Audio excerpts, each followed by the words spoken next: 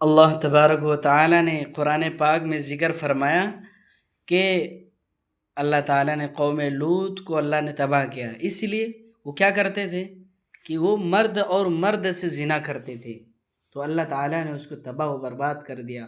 اور اپنے زمانے کے نبی کے بات کو انہوں نے نہیں مانا، تو اللہ تعالیٰ نے قوم لوط علیہ السلام کی جو قوم تھے ان کو تباہ و برباد کر دیا، بس اس کے جو گھر والے تھے اس کو بچا لیا گیا۔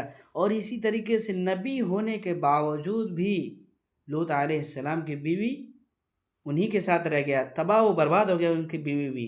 اسی طریقے سے آگے آل ہود علیہ السلام کے اس کے بھی اللہ تعالیٰ نے اس کو بھی تباہ و برباد کر دیا، اس قوم کو بھی تباہ و برباد کر دیا، اسی لیے کہ وہ نبی کے بات کو نہیں مانتے تھے۔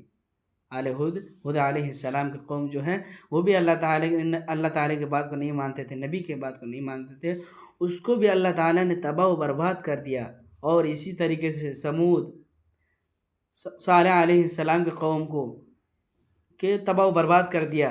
کیوں برباد کیا؟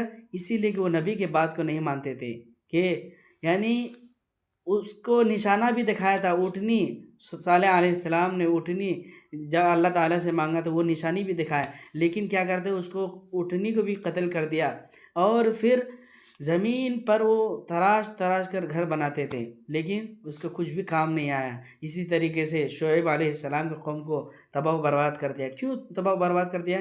اسی لیے کہ وہ ناپ تول میں کمی کرتے تھے اور نبی کے بات کو نہیں مانتے تھے۔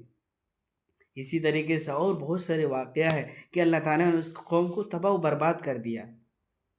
اسی لیے ہم آج نبی صلی اللہ علیہ وسلم کی امت میں ہیں تو اپنے نبی صلی اللہ علیہ وسلم کے بات کو ماننا ہے۔